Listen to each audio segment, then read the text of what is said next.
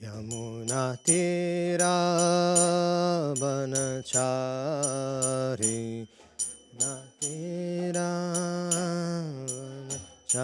नातीरावनचारि यमुनातीरावनचारि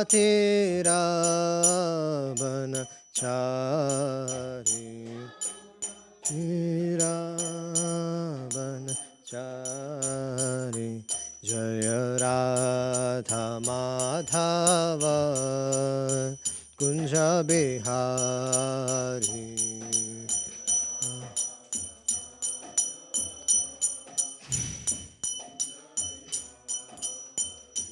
जय राधा माधव कुंज बिहारी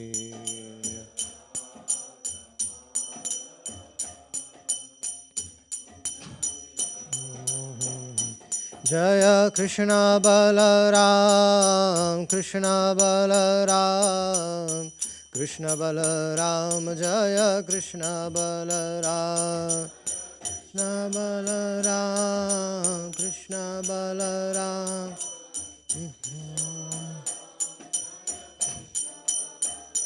जय राधे श्याम राधे श्याम राधे श्याम जय राधे श्याम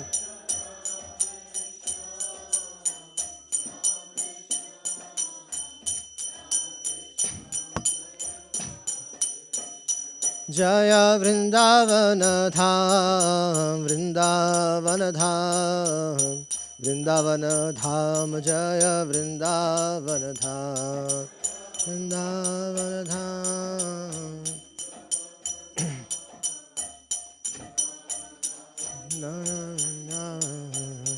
जय गिरि गोवर्धन गिरि गोवर्धन गिरि गोवर्धन जय गिरि गोवर्धन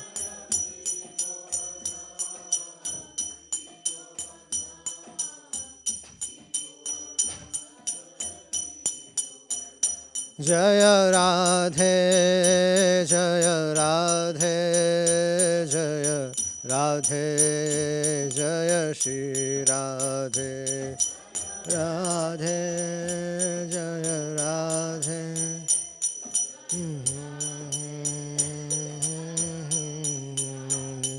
जय निताई गौरचंद्र जय निताई गौरचंद्र जय निताई गौरचंद्र जय निताई गौरचंद्र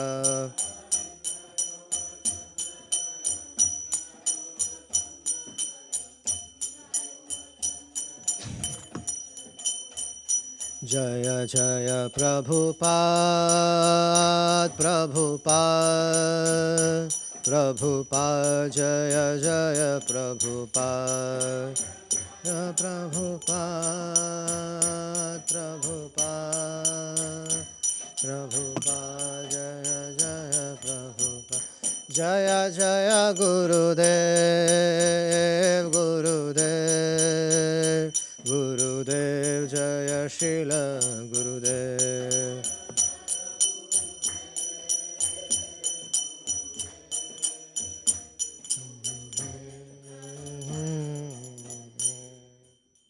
ग्रंथराज श्रीमद् भागवतम की समवेत गौर भक्त वृंद की ओम नमो भगवते वासुदेवाय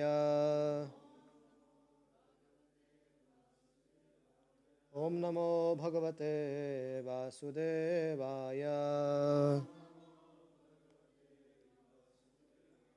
नारायणं नमस्कृत्यं नरं चैव नरोत्तमं देवीं सरस्वतीं व्यासं ततो जयत्मुदीरयेत् नष्टप्रायेषु भद्रेषु नित्यं भागवत सेवया भगवती उत्तम श्लोके भक्तिर्भवति नैष्टिकी कृष्णाय वासुदेवाय देवकी नंदनाय च नन्दगोपकुमाराय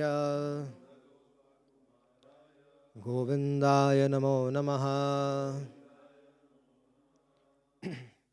जन्माद्यस्य यतन्वयादितरतश्चार्तेष्वभिघ्नस्वराट् तेने ब्रह्महृदयादिकवये मूयन्ति यत् सूरया तेजो वारिमृदां यथा विनिमयो यत्र त्रिसर्गो मृषा धाम्ना स्वेन सदा निरस्तकुहकं सत्यं परं धीमहि धर्मा प्रोजितकैतवत्र परमो निर्मत्सराणां सतां वेद्यं वास्तमत्र वस्तु शिवदं तापोत्रयन्मूलनं श्रीमद्भागवते महामुनिकृते किं वा पररीश्वरः सद्यो हृदयवृद्ध्यत्र कृतिभिः शुश्रूषुभिस्तक्षणात् निगमकल्पतरोर्गलितं फलं शुकमुखादमृतद्रवसंयुतं पिबत भागवतं रसमालयं मुहुरवो रसिका भुवि भावुका।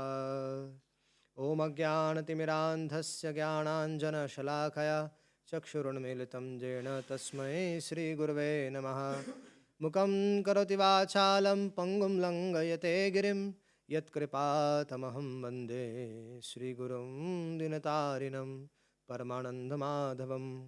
नमो विष्णुपदाय कृष्णपृष्ठाय भूतले श्रीमते भक्तिवेदान्तस्वामिन्निति नामिने। नमस्ते सरस्वतीदेवे गौरवाणी प्रचारिणे निर्विशेषशून्यवादी पाश्चात्यदेशतारिणे। नित्यानन्दमहं नौमि सर्वानन्दकरं परं हरिनामाप्रदं देवम् अवधूताशिरोमणिम् आनन्दलीलामयविग्रहाय हेमाम्बदिव्यछविसुन्दराय तस्मै महाप्रेमरसप्रदाय चैतन्यचन्द्राय नमो नमस्ते। जय श्रीकृष्ण चैतन्य प्रभु नित्यानन्द श्री अद्वैत गदाधर शिवासादि गौरभक्तवृन्द। हरे कृष्णा कृष्णा कृष्णा हरे हरे, हरे राम राम राम हरे हरे। हरे कृष्णा कृष्णा कृष्णा हरे हरे, हरे राम राम राम हरे हरे। हरे कृष्णा कृष्णा कृष्णा हरे हरे, हरे Ram Ram Ram Hare Hare.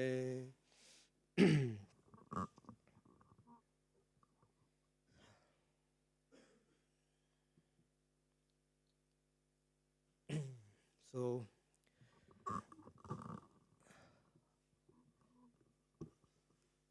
we are going to continue our service to Srimad Bhagavatam by reciting the overview of Srimad Bhagavatam. So we are beginning with the fourth canto today. I want to offer my respectful pranams to Navdeep Chandra Prabhu, seeking your good wishes and blessings.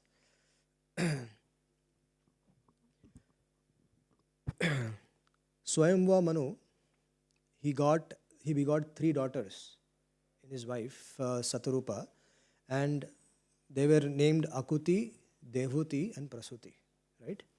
So we heard yesterday about Devahuti, right? So Akuti had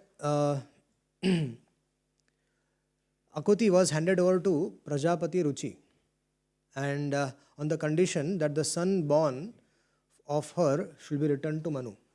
So Manu's daughter was Akuti, but Akuti, when it was handed to Prajapati Ruchi, it was told that as soon as the son is born, Manu Maharaj said, I want that. Why? Because the son was the incarnation of the Lord. So Manu Maharaj put this condition, that I wanted to be the father of the Supreme Lord. So, Akuti gave birth to a male child who was the incarnation of the Lord, and his name was Yajna. And the female child also was born, and it was the partial incarnation of Lakshmi Ji, the goddess of fortune. So Swayamvamana very gladly brought Yajna to his home. So that's the story of Akuti. And then Prasuti, now Uh, so Prasuti, the third daughter, and let me just. It's a big lineage, and it's very difficult. I don't want to get into all the details, so I'm just sticking with few of them which are directly related to us for the present situation. Okay, and then there was Prasuti who was, I think, married to Prajapati Daksha, and one second. Yes, the Prasuti, the third daughter, was married to Daksha, and from Daksha he got 16 daughters. And out of the 16 daughters, they were all divided into, they were given in marriage to different personalities. So one was given to Lord Shiva as well. And 16, all the 16 daughters were very, very beautiful. And 13 of them were given to Dharma. One was given to Agni, and one of the two remaining daughters were given in charity to Pitruloka, and the last one was given to Lord Shiva. So, now, when Maitreya Muni was explaining this, he told that, but the problem of Sati was, the wife of Lord Shiva, was that she could not beget children, and the reason is that she left her body at an early age. So immediately Vidura asked, what happened to Sati? And then Maitreya Rishi said, the fight between Damad and Sasur, the fight between Lord Shiva and Daksha went to that extent that Sati had to give up her life. So Vidurji was very inquisitive, what happened? I want to know in detail. So, once there was a, now this particular incident of Srimad Bhagavatam has a connection with Ramayana as well. And we will discuss that as well. So, once what happened, Daksha was performing a sacrifice, and all the great personalities from all over the universe, they were naturally invited. Brahma, Shiva, and so all the demigods, and so many, everybody was there. Indra, Manu, and everybody was there. So Daksha Prajapati, when he was the chief of that, chief organizer of that event. And when Daksha Prajapati entered the arena where the sacrifice was going to be performed, everybody stood up, except for Brahmaji and Lord Shiva. So Daksha Prajapati, he understood that Brahmaji is the supreme, he is my father, he doesn't have to get up, right? But when he saw that Lord Shiva, who is my son-in-law, and he is not getting up, he really got upset. And angrily he started saying that to the entire assembly that he's Shiva, but this is Ashiva. He's very inauspicious. And I did not want to give my daughter in marriage to him, but just like sometimes the Vedas has to be also recited to Shudras, so I had to give my daughter in marriage to this Shiva. I had no plans to do that. And look at his lifestyle, look at his clothing. He doesn't have a place to stay. But look at his clothing. He is all over smeared with the ashes from the crematorium. He is always around with snakes. He's a Bhutanath. He's associated with, always travels with lots of ghosts. So such kind of association, such kind of inauspicious person, I have given my daughter to him. It is a most unfortunate. And now when I'm here, this rascal does not even get up from his seat. He does not even offer me respects, even does not even offer me sweet words. So I propose that I say that from here onwards, Lord Shiva should not be invited in any kind of sacrifices, and no offering should be done to him. So when Prajapati Daksha said this, Nandi got very, very upset. Lord Shiva was quiet. Always remember, when such situations are happening, the best remedy is to keep silence. And Lord Shiva Vaishnavanam yatha Shambho, the greatest of all the Vaishnavas. Without Lord Shiva's mercy, no one can cross the material world. Without Lord Shiva is an acharya of a sampradaya. Lord Shiva is the greatest devotees of the Supreme Lord Sri Hari. And that Lord Shiva, when he understood that something is not happening as per the Siddhanta, he just kept quiet. It was not proper for Daksha Prajapati to insult Lord Shiva in this way. But he did that, he committed offense. But Nandi, he could not keep quiet. He said that all of you who have heard these offenses to Lord Shiva, they're all going to suffer, and especially this Daksha, he is going to get the head of a goat. He cursed him. And he said that those who does not understand Lord Shiva, they cannot attain success in their spiritual life. So all these things, so many things Nandi said. And hearing this, he was also condemning the Brahmanas. Nandi was also condemning the Brahmanas, that the Brahmanas, they will be all pretending, and they will be enjoying in the name of Brahmanical culture, they will be only doing sense gratification, this and that. So many things were spoken. So the Brahmanas like Bhrigu Muni and everybody, they got offended again. So look at the chronology of the incident. One thing, if Daksha Prajapati could have just kept quiet there, all these things couldn't have happened. In our lives also, if in a very critical situation, critical moments, if we simply keep quiet, then this worst scenarios which might happen in a life will be avoided, can be avoided. So Daksha Prajapati could have easily avoided that, but he criticized Vaishnava like Lord Shiva.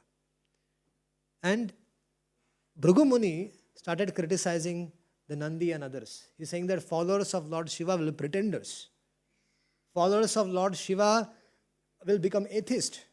The followers of Lord Shiva will become this, will become that. So when all these curses and were going from both the sides, Lord Shiva simply stood up and left that arena. Because he didn't want to he didn't want his followers to further commit offenses to Brahmanas, and neither he wanted that the Brahmanas should further commit any offenses to his associates. So to avoid that mess, Lord Shiva decided to go. Now Srimad Bhagavatam doesn't mention this. This is in Ramayana. Now, Lord Shiva, once he went and heard Lord Ramachandra's pastimes from Agastya Muni, and he, Sati, and Agastya Muni, three of them, they were very closely discussing Lord Ramachandra's pastimes. And he was very, very satisfied. When Agastya Muni spoke the pastime, Lord Shiva, he also inquired from Lord Shiva, and Lord Shiva spoke on Bhakti Rasamrit Sindhu. So there was an exchange between the two Vaishnavas. He spoke on Ramcharit, and Lord Shiva spoke on Bhakti Rasamrit Sindhu. So in this way, both of them, they relished each other. And Sati was very fortunate that he got association of hearing from both these sadhus. But while returning back to Kailash, Lord Shiva thought, let me go and take darshan of Lord Ram, because he is already performing his pastimes. So let me go and have his darshan. And he told Sati, let's go and take darshan of Ram. He is in the forest. So they came to the forest where Lord Ramachandra and Lakshmana were in separation from Mother Sita. So Lord Ramachandra was crying very bitterly. He was talking to each one of the animals there. Where is my Sita? He was talking to the trees. He was talking to the parrots, to the crows, to everyone. Each one of them was talking, where is my Sita? Where is my Sita? Where is my Sita? And Lord Shiva, when he saw Lord Ramachandra and Lakshmana, he offered respectful obeisances to Ramachandra again and again. It was quite surprising for Sati to see that why is Shiva offering respects again and again? So she couldn't stop herself, saying that why are you doing this? Do you know he is the son of Dasharatha Maharaj. He is lamenting for his wife, and you are offering respects to him. You are Shiva. You're Mahadev. You're the control of everything. Why are you doing that? And Lord Shiva said, Sati, we just heard about the glories of Lord Ram. He is that same Ram. And she said, no, I don't believe you, my dear husband. How can that Ram and this Ram be the same Ram? These are two different. The name, just the name Ram is not sufficient. These two are different personalities. And then Lord Shiva said, what can I say to you, my dear Sati, my dear wife? If you want, you can go and test him. And she said, okay. So I'll go and test him. So Lord Shiva, he sat down under a tree there. And Sati told, okay, I'm going and testing Lord Ramachandra. So she goes there and she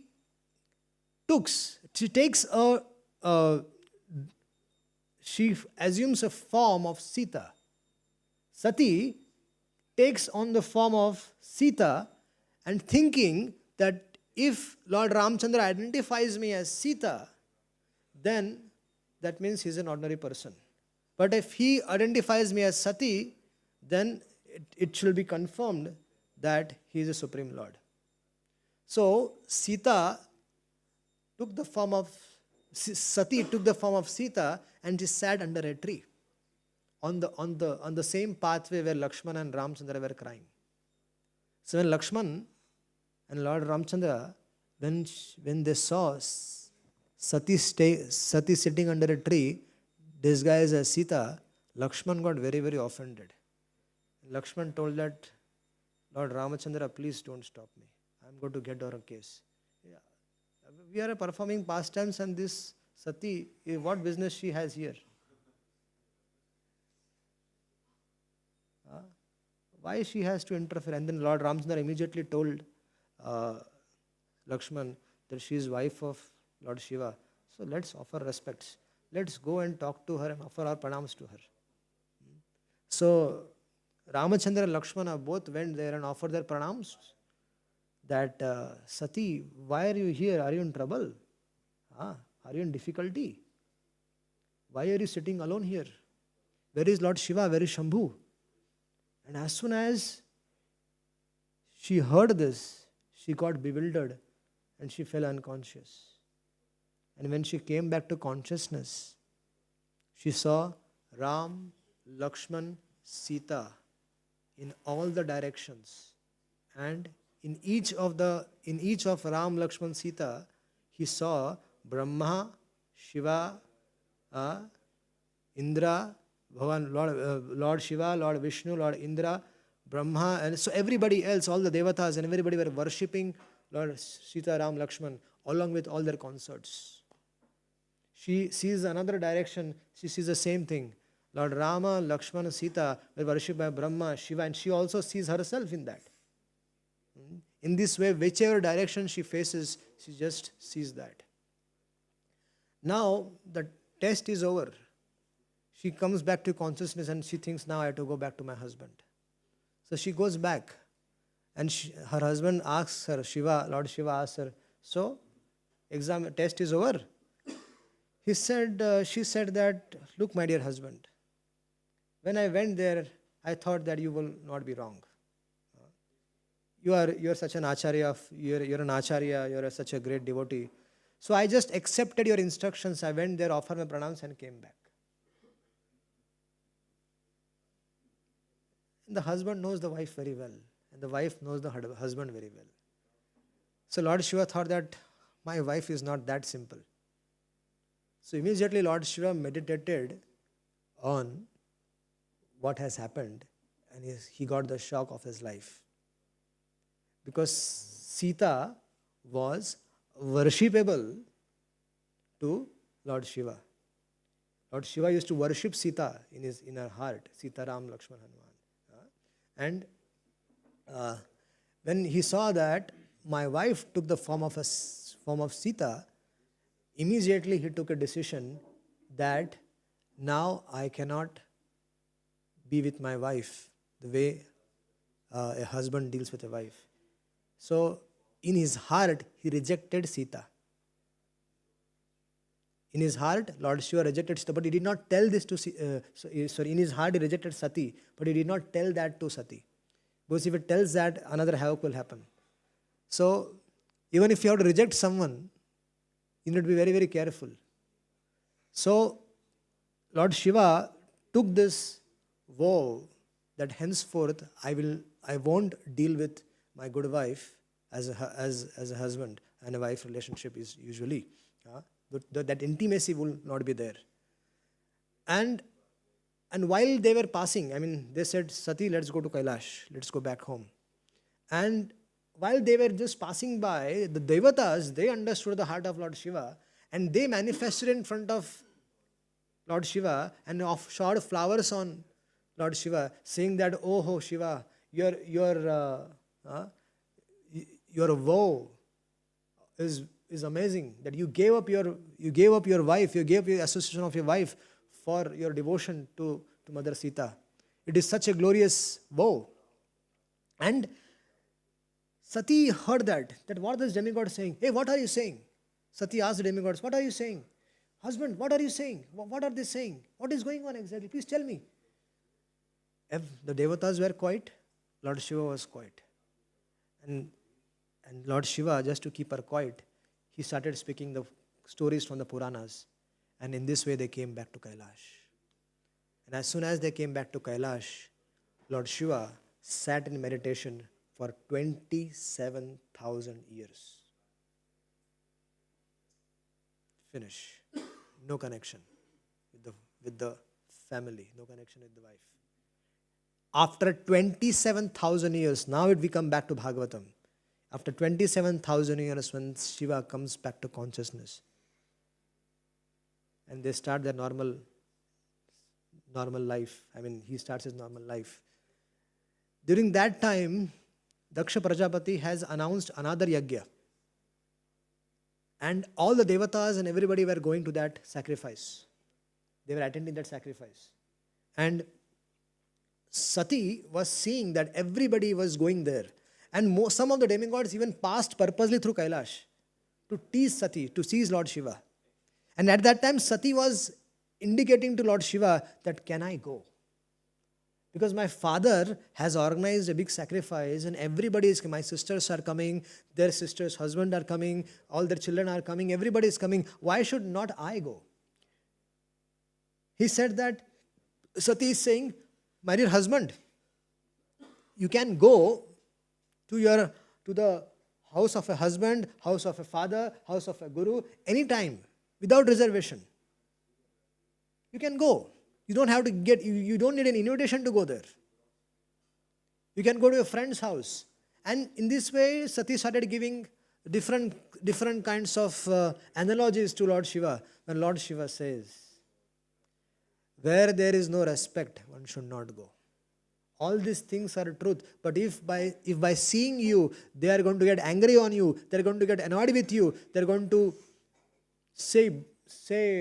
utter ill words for you, there is no need to go there. And there was a conversation between both of them, and Lord Shiva tried his best to convince Sati, but Sati was adamant. And Sati,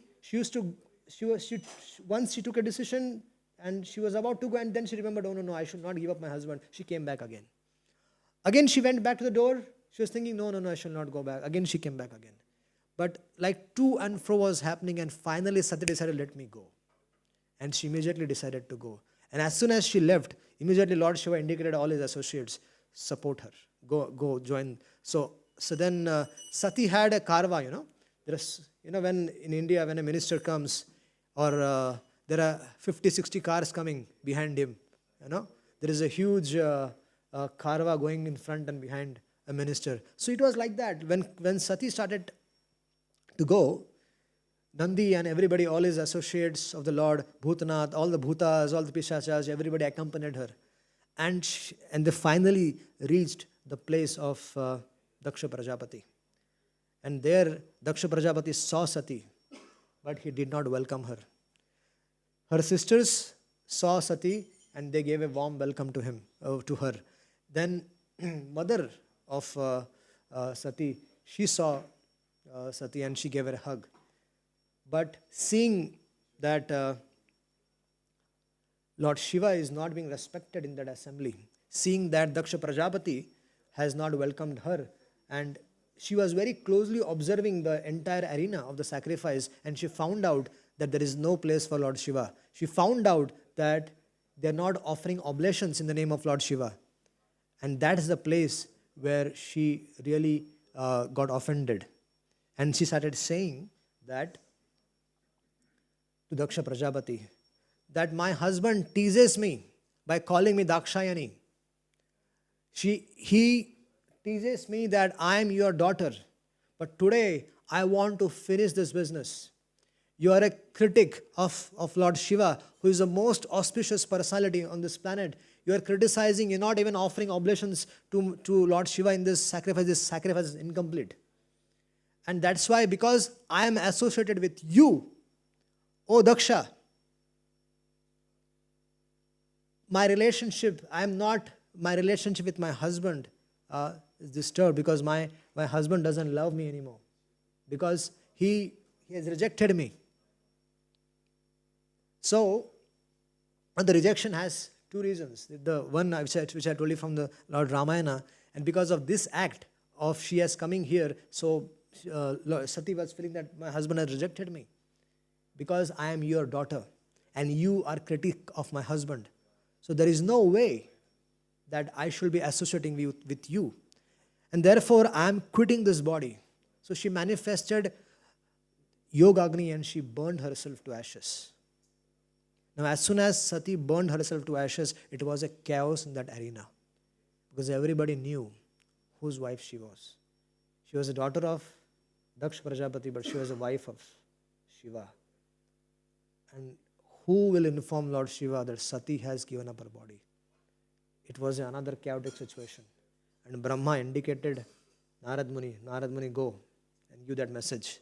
So Narad Muni was the only person actually can give any news to anyone, and he still can survive. So Narad Muni went and gave the news to Lord Shiva, that Lord Shiva, I am brought a breaking news for you. Sati has given up her life in the sacrifice of Daksha Prajapati. And as soon as he heard that, Lord Shiva became very, very, very angry. And in his heart he said to himself, now my relationship with Daksha is over. He is no more my father-in-law, because Sati is died, relationship is finished. Now I am going to finish him. Enough is enough. He was only keeping quiet because he was his father-in-law. Now the relationship is over. So immediately he manifested Veerabhadra, who was his Ansha, anger personified Veerabhadra. And that anger personified Veerabhadra, he was ordered by Lord Shiva, cut off the head of Daksha, kill Daksha. So Veerabhadra, when he stormed to that sacrificial arena, the earth was trembling, it was a dust storm all over, and it was a chaotic situation in the arena, because in the arena people were saying, what is happening? Who is coming? Because they're already in fear that what is going to happen now? What is Lord Shiva's next step? And then some of them said, is Veerabhadra coming? And it was actually Veerabhadra who came. And Veerabhadra came, and as soon as this Veerabhadra came there, all the Lord Shiva's associates, they got strength. And they all together destroyed the sacrificial arena. Those who were laughing, all the Brahmanas and the Devatas who were laughing at Lord Shiva, at Sati, and this Veerabhadra and these associates of the Lord killed, cut off their heads, cut off their eyes, removed their eyes, cut off their hands, legs, whatever they could do. And Daksha Prajapati was very afraid that what is going to happen to me.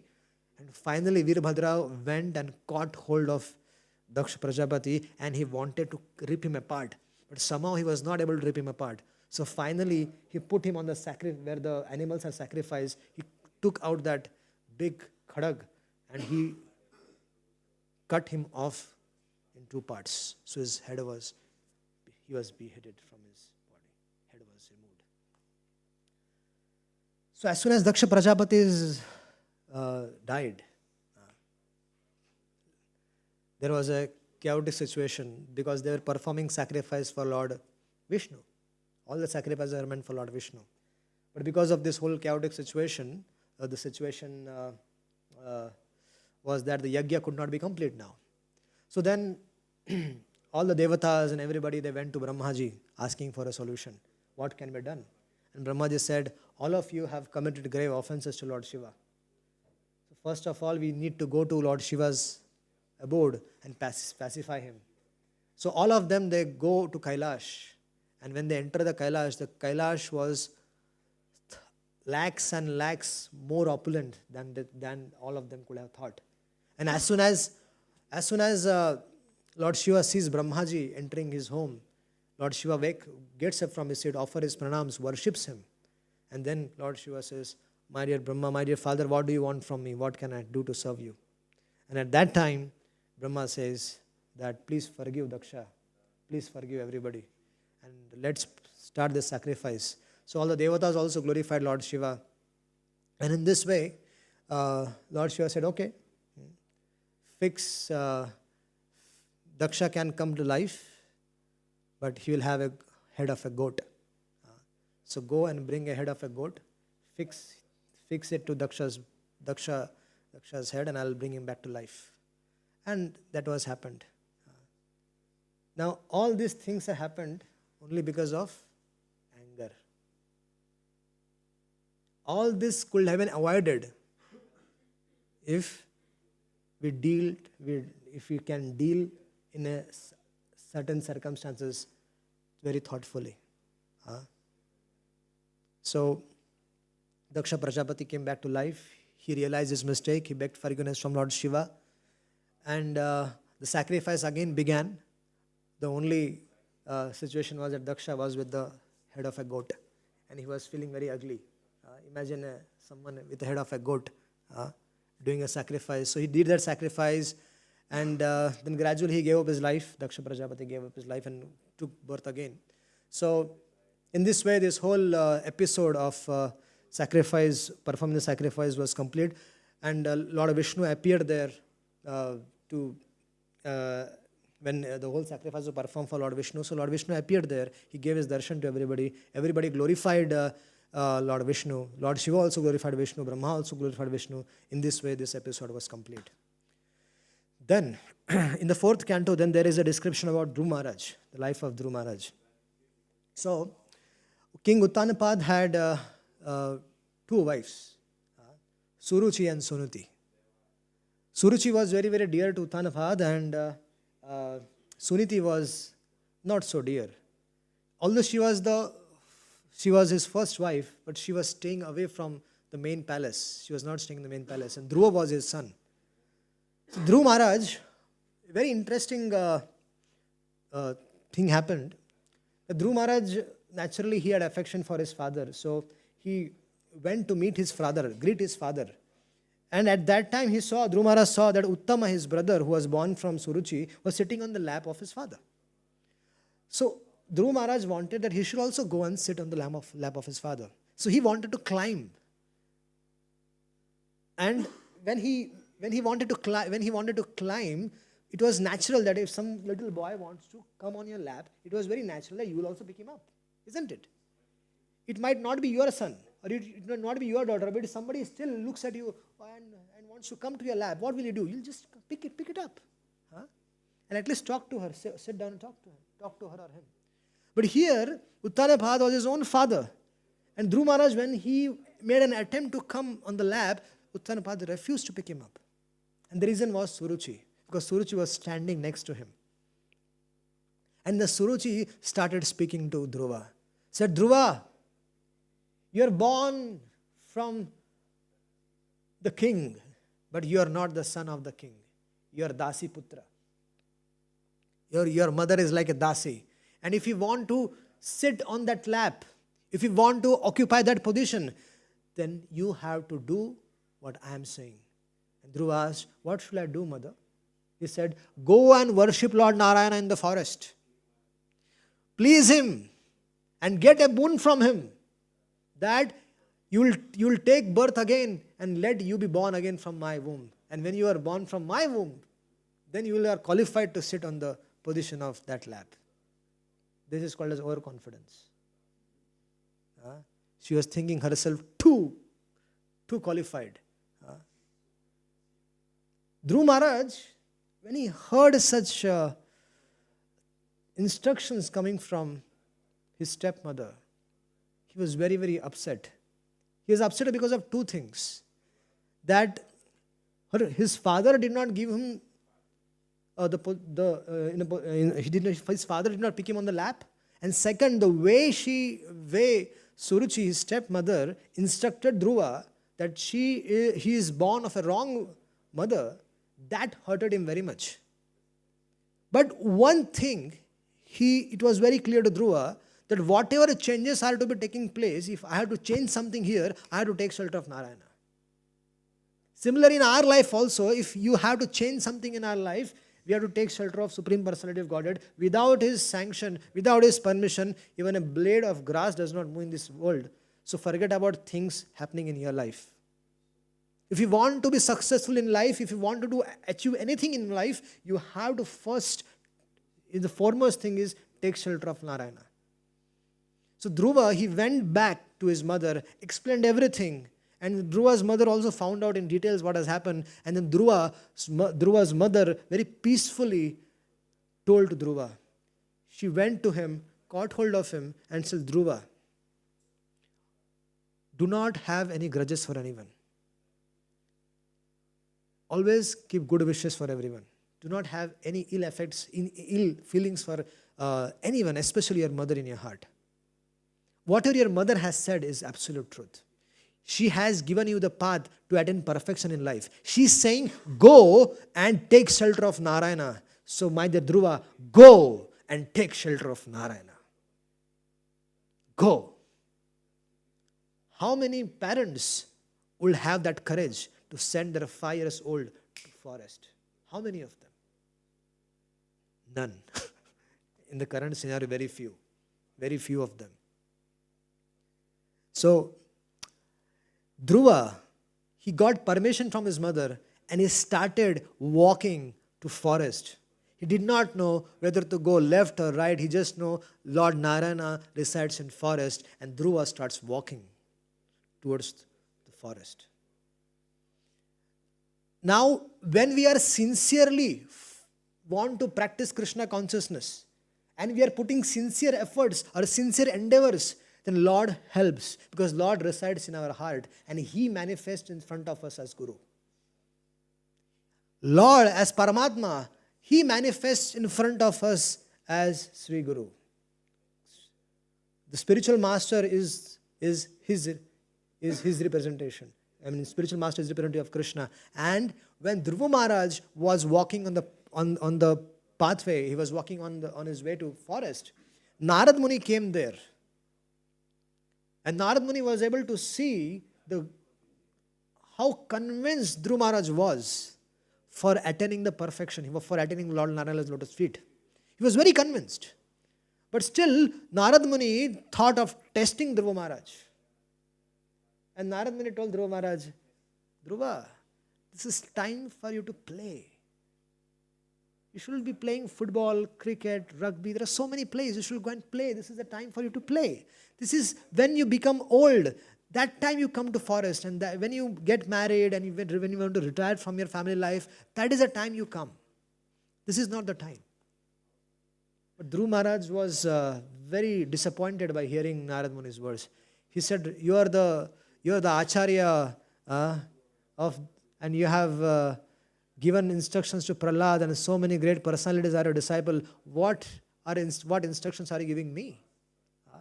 I was very happy to see you that you will give me some mantra and I'll go and chant and I'll perfect my life. But here you are testing me so badly.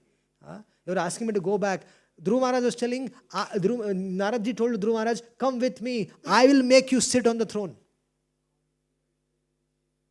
I will make you sit on that throne. Uttanapad will give you a place. Forget about Surichi, Suniti, everybody. Forget about Uttanapad. I will make you the king. Come. Come with me. He said, no. I want Narayana. Now I only want Narayana.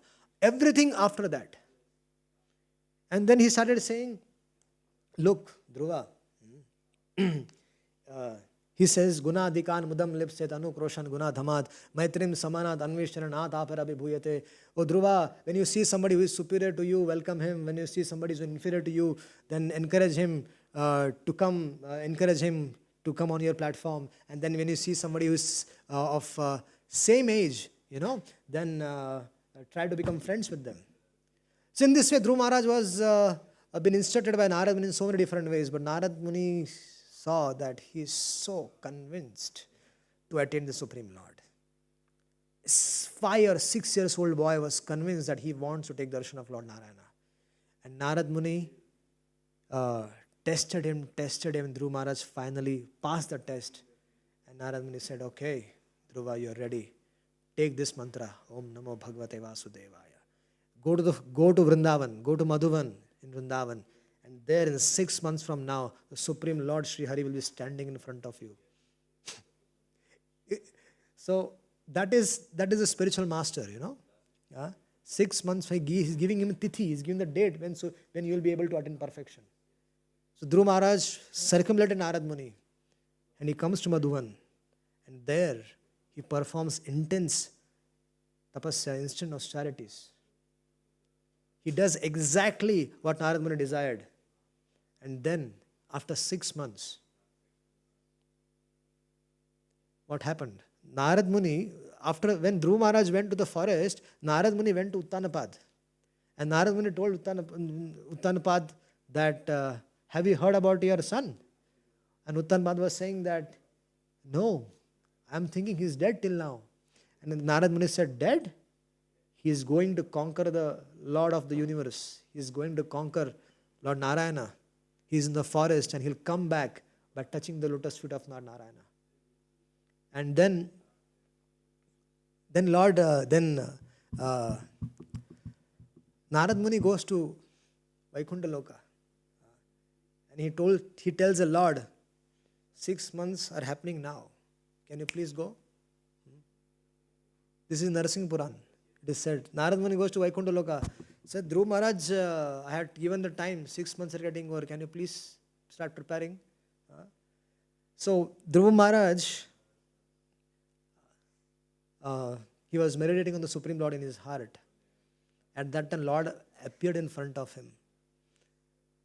And Lord was also so pleased to see the devotion of Dhruva Maharaj. But he was not finding the way, how can he bring Dhruva Maharaj back to external consciousness. So his form in the heart, the form of the heart of the Lord, which was Dhruva Maharaj was meditating on, it disappeared from his vision. And immediately Dhruva Maharaj came to consciousness and he saw the Supreme Lord in front of him. And as soon as he saw the Lord, he was amazed by seeing the beautiful lotus form of the Lord. But Dhruva Maharaj was speechless, what to do, what to speak. Understanding Dhruva Maharaj's situation, Lord touched the conch shell to his cheeks. And then as soon as that conch shell was touched to his cheek, Divya Gyan Hridaya Prakashita, all the transcendental knowledge, all the prayers and everything, all the knowledge of the Vedas, everything was revealed to Dhruva Maharaj. And Dhruva Maharaj just started glorifying the Supreme Personality of Godhead. And while he was glorifying the Lord, he remembered that what was he aspiring for. And he said to the Lord, I was aspiring for some pieces of glass, but what I have got is a gold. What I have got is you. But the Lord said that whatever you have desired, I will definitely give. He said, I don't want. Dhruva said, I don't want it. Please, I don't want that. I have gotten you, I have gotten your lotus feet. I don't want it. The Lord said, Baba, I have to give. Otherwise, what public will think? 5 साल के बच्चे से भक्ति करा लिया, साल को दिया नहीं. People will think that Lord Narayana asked a little boy, 5-6 years boy, he underwent so much tapasya, and then when the Lord appeared, he did not give anything to him. So, Lord Narayana, the Supreme Lord Sri Hari, he said that for 36,000 years, Dhruva, you are going to rule this world. And after that, you will come to my abode. I you wanted a position which is superior to Brahma. You wanted a position which is superior to your father, to your grandfather, and also from Brahma. So here is a position I'm giving you. There is my abode, Shwetadeep. It will be called as Dhruva Loka. So Prabhupada writes in the purport that Dhruva Loka is Shwetadeep, Shwetadeep is Dhruva Loka. And that's where the Lord resides. And so thus he instructed Dhruva Maharaj and he left. So Dhruva Maharaj then became the king of the whole world. He came back, and when he came back, the whole kingdom actually came to welcome Dhruva Maharaj. His father embraced him. Both the mothers embraced him. His mother said sorry. Suruchi said sorry to Dhruva Maharaj, and in this way, the Dhruva Maharaj later became a king and ruled the whole world. There was an interesting fight between Dhruva Maharaj and the Yakshas. Once what happened, his brother Uttama was killed by Yakshas. One Yaksha killed Uttama. Dhruva Maharaj got so offended that he went and he wanted to kill the entire army of Yakshas. So he declared a big war against them. And the war was it was like a Mahabharata war. The war was so intense that there was a time when Dhruva Maharaj got covered up by the power of the Yakshas. And for a moment, it seemed that Dhruva Maharaj lost the battle. And that time when Dhruva Maharaj was about to lose the battle, at that time the sages and everybody started praying for Dhruva Maharaj. And that time Dhruva Maharaj took out the Narayan Astra. And just as the Narayan Astra came out, all the effects of the Yakshas and everything got finished. And again, Dhruv, the sun, again appeared like the sun. And at that time, Manu Maharaj came and instructed Dhruva that Dhruva, one Yaksha killed your brother, and you are killing hundreds of them. Yaksha's master, Kuberji, is upset with you. Go and ask forgiveness from Kuberji. So Swayambhu Manu chastised Dhruva, and then after Swayambhu Manu left, our Kuberji came there. And Kuberji was actually not at all displeased with Dhruva. But seeing Kuberji, Dhruva Maharaj understood the instructions which are given by Swayambhu Manu. He begged forgiveness from Kuberji. And Kubera asked him, what do you want? Because you have heard the instructions of Manu Maharaj, I am very, very pleased with you. You have stopped the war. So I have nothing against you. Please ask for a boon. And at that time, Dhruva Maharaj asked for a boon. He said that, please be kind to me. That even for a moment, I don't forget the lotus feet of Lord Hari. And at that time, Kuberji said that you already have that boon, but still, so be it. May you always remember Lord Hari and never forget him. And in this way, this whole episode was over. And Dhruva Maharaj, at the end of his life, when appropriate time came, the associates of the Lord of Vaikuntha came, and Dhruva Maharaj kept the feet on the head of the death, and with his same body, he entered the plane and left for the Vaikuntha. And so also his mother. So that is the pastimes of Dhruva Maharaj. So in the descendants of Dhruva Maharaj, there was a king. There was a king whose name was Anga. Vena's father is Anga, right? Navdeep Chandra Prabhu. Vena's father is Anga, right? So there was a personality called as Anga, who was very, very pious, he was a very great king. And King Anga, he desired for a son, but he was not getting.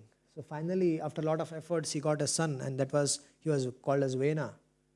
But Vena was the biggest rogue on the planet. As soon as he became the king, he started instructing everybody that I am the supreme personality of Godhead. Everybody should worship me. Stop all the nonsense sacrifices which you are doing for Lord Vishnu. All the sacrifice should be meant for me. Vedacha sarvera aham eva vedya. From the Vedas I am to be known. He started speaking in this way. And all the sacrifices were actually started for Vena. Om Venaya Namaha. So, when King Vena became so puffed up, and one good thing happened was that all the small gundas, all the small thieves and all the small rogues and people who were disturbing the planet Earth, they became afraid of Vena because Vena is the topmost gunda. When the big gunda comes, the small gundas keep quiet. So that's what happened when King Vena became the king. All these small gundas were afraid. But what happened was that the religious practices were stopped completely. And all the religious practices were meant for King Vena. And that disturbed the Brahmanas. Because the Brahmanas were stopped for performing devotional service. They were stopped for performing sacrifices. So all the Brahmanas, including Bhrigu Muni and everybody, they decided, let us go and try to convince King Vena. So they go and try to instruct Vena that please follow our instructions. Please do whatever we are saying. And at that time, King Vena got very upset at the Brahmanas. And he said, you people, you don't know anything. You don't know in the scriptures that he started reciting so many other scriptures, Vena, and saying that the king is the representation of everybody. All the devatas, even the Supreme Lord I am representing them. So actually I am the Supreme Lord. That was his conclusion. And when he started insulting and offending Supreme Lord, and the Brahmanas could not tolerate that. And the Brahmanas cursed Vena to die. And thus, the episode of Vena was over. He was dead. But his mother was smart. His mother preserved the body of Vena. Because there was no son. Vena did not have any son, so he preserved the body of the Vena. So after a few days, everybody realized that there is no king to the world, and so everything is hodgepodge in the world. Nobody is following anything actually. Imagine that if there is no prime minister to the country, what will happen to the country? Or no president to a country, what will happen to that country? All the illegal activities of meat eating, gambling, illicit sex, and this and that will increase. Thieves will become the rulers, and so much topsy-turvy situation will come in the whole of country. And that was the situation. King Vena was dead, and there was no king. So finally, all the Brahmanas, they came together and thought that we have to do something. So they churned the body of King Vena, and they brought Pruthu Maharaj back to life. Pruthu Maharaj came from the body. Pruthu Maharaj was the incarnation of the Lord. And along with that, his good wife also came along with Pruthu Maharaj. And both were born. So, Pruthu Maharaj, he was the Supreme Personality of Godhead, and as soon as Pruthu Maharaj took birth, Brahma and all the devatas, everybody, they came and started glorifying Pruthu Maharaj. And Pruthu Maharaj was saying that I haven't done my pastimes yet, I'm just born. And you're born and you're all glorifying me. At least allow me to do something. You're all glorifying me. Everybody started glorifying Pruthu Maharaj. You came, thank you so much. Now everything will be all right, this and that. So, all the professionals decided were singing in the praise of Pruthu Maharaj. And finally, Pruthu Maharaj was enthroned as a king. He accepted the kingdom. And when he accepted the kingdom, he found out that Mother Earth is not doing her services. Mother Earth's business is to provide everything what is needed for the citizens, and she is not doing that. So Pruthu Maharaj became very, very upset with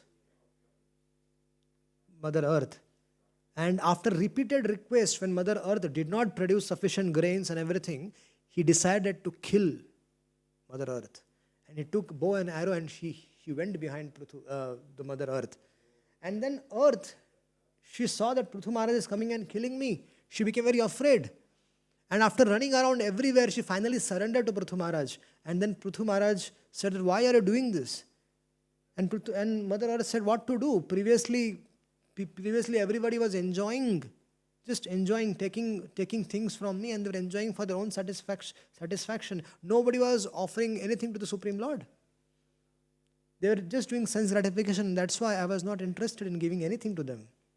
But if you say, then I'll start giving it again. Let let different departments come along with the representatives and start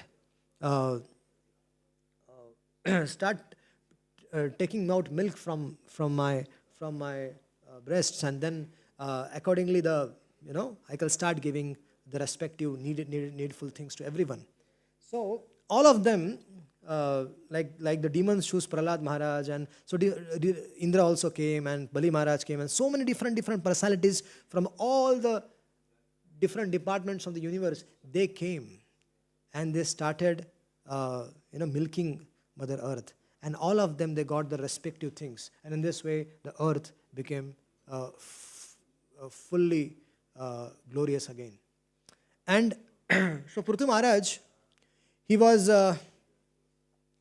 performing 100 horse sacrifices. Now Prithu Maharaj had no plans to become Indra.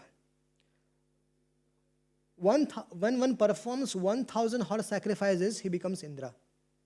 So when Prithu Maharaj took a vow that to perform 1,000 horse sacrifices, what happened? Indra got afraid.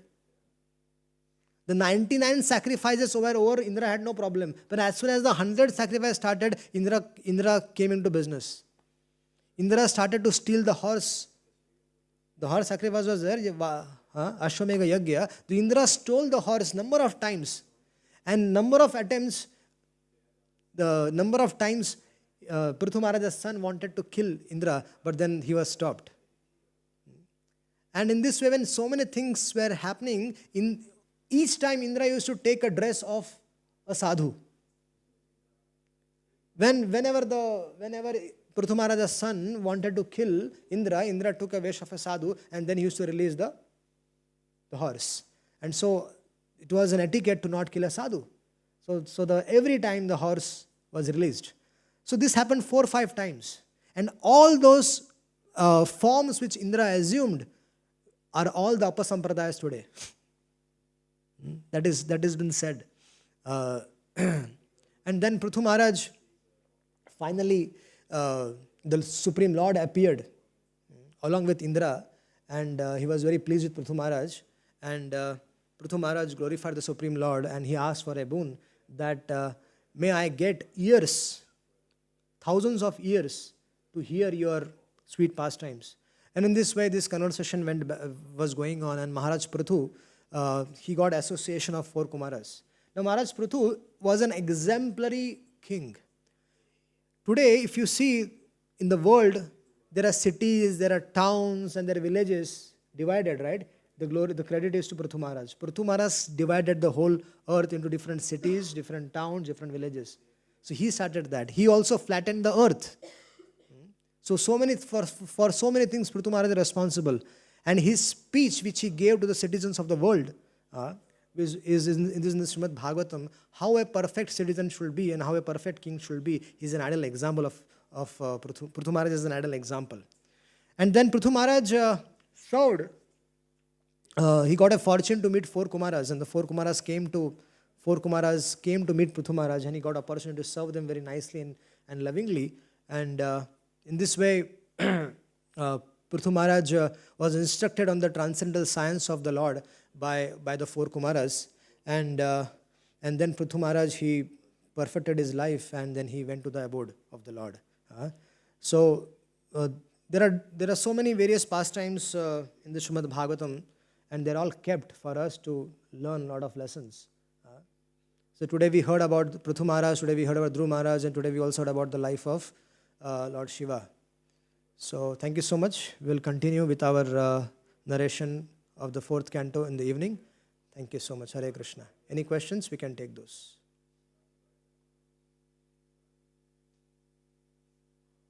Yes, Prabhu.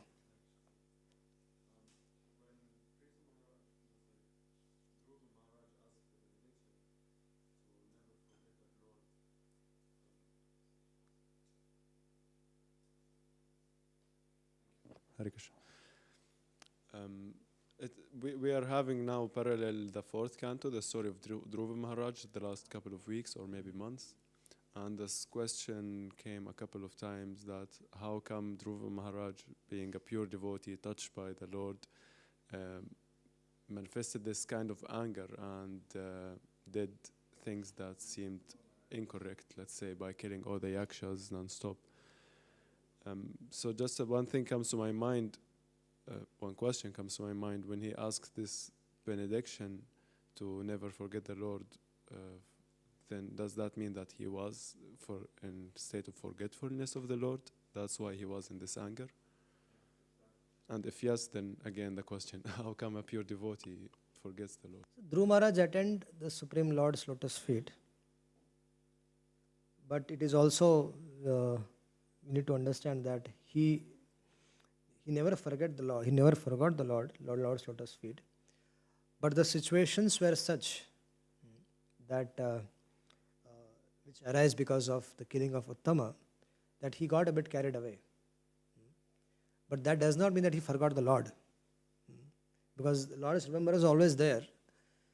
But sometimes, like I'll give another example of Bali Maharaj, and Bali Maharaj is also a Mahajana. So he is the leader of the demons. So many times the demons and the demigods, they fight. And Bali Maharaj as leader also fights against Indra. So so we need to understand that something is we need to understand is part of the life, part of the family business. So and that cannot be avoided. Shukracharya also was an elevated soul, but Shukracharya, when he heard that his daughter was thrown in the well, and she came and she narrated all the incidents which happened with her because of Sarmishta. So, although he did not want to, Shukracharya started walking to chastise Varshaparva. He was lamenting, he was in his heart, he was saying that I do not want to get into this business, but what to do? Similarly, Dhruva Maharaj, although he has attained the perfection of the Lord, but this was an family situation which, because of the killing of Uttama, because he was the king, and he took this charge of the situation, and he went and wanted to chastise the yakshas. But in the meanwhile, what happened? He went on chastising, and he killed so many yakshas. And because of that, Swayambhu Muni got disturbed. That so many, for one person you killed so many people, and he came and instructed him. So Dhruva Maharaj realized that it was, he went a bit far off with that. And when he came, the interesting thing was that when he is asking for a boon from Kuberji, so Kuberji is giving that boon to him. That means he also has the remembrance of the Lord 24 hours. Only such person can give. If I don't have remembrance of the Lord 24 hours, how can I give you the boon? So that is also another interesting thing, that Kuberji, he is asking for a boon from Kuberji and is giving him that. So Kuberji also is a blessed soul. So this happens in the material world. Even with advanced people, such incidents happen. Now this Chandrababu, if you want to add something, you can add.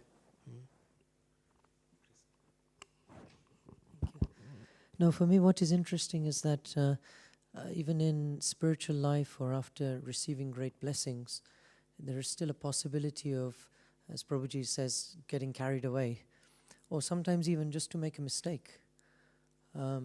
Sometimes mistakes can even be made by pure devotees. But the difference between a devotee and a demoniac person is that as soon as the devotee gets a correction from the authority, like Swayambhuva Manu or Lord Brahma or Lord Vishnu, then they immediately understand that they have done something wrong. And without resistance, they correct themselves to the correct path again. So when Dhruva received that order to stop killing so many yakshas, he did immediately stop. Yes. And he asked for forgiveness also. And that is interesting. If we're in a state of mind where we desire correction and desire blessings or the correct path, then when we receive that, if we act accordingly, then Krishna will continue to give that to us. And so that is perhaps a better way to judge who is actually advanced or not. Because so many mistakes are made. In fact, as the Bhagavatam proceeds, we will see mistakes are made on so many occasions by different persons. Indra keeps making mistakes. We start off the 6th canto with a mistake by Ajamil. Then that whole episode continues. We see a mistake made by Sati, Parvati herself, towards the end with Chitraketu. And so in one sense, mistakes are quite common. So being a pure devotee does not necessarily mean you are free from that. But it helps us cultivate humility, that even if we get a great benediction from the Lord, we should never become complacent, because at any moment we are liable to some type of fall down. And so who's the name of the rishi who was meditating underwater? Shobari Muni. And he was in a situation, in a place where there were no other distractions.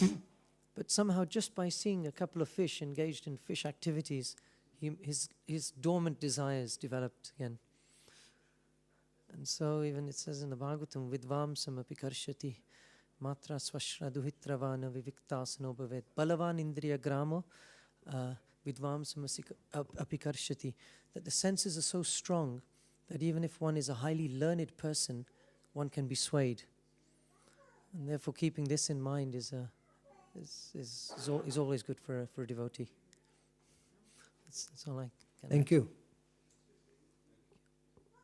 Any other questions? Yes. Just one comment. What's also worth mentioning, that actually Narada Muni, he told Dhruva Maharaj that your mother Suniti will leave her body by going into a forest fire, and your brother will be killed by the yakshas. So he knew. Lord told him. The Narada Muni or the Lord yes. told him. So he was aware. But sometimes situations are such, and especially in the material world. The Shukracharya's example is very ideal, because he, in his heart, did not want to get into this business, but he had to, because he was a father. So we should not judge Vaishnavas' activities. Vaishnavas, should not be judged externally. So it's very easy by seeing the external activities of Vaishnava to criticize him. It's very easy. But actually what understanding he has, or with what conviction he is doing that, or what consciousness he is doing that, it matters. It matters. So don't judge the book by the cover. Read the book. Any other questions? Okay. See you in the evening. ग्रंथराज Shrimad Bhagavatam की, समवेत गौर भक्त वृंद की।